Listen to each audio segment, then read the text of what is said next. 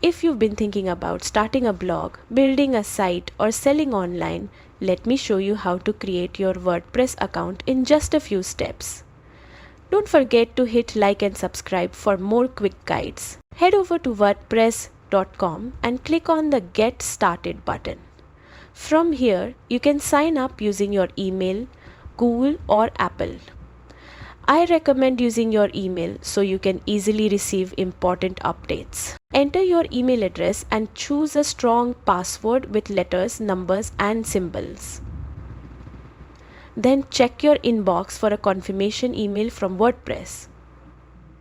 Click the link inside to verify your account. Once verified, WordPress may ask you a few quick questions about your site's purpose and style. Answer them to personalize your setup. And that's it. Your WordPress account is ready. From here, you can pick themes, customize layouts, and start building your online presence.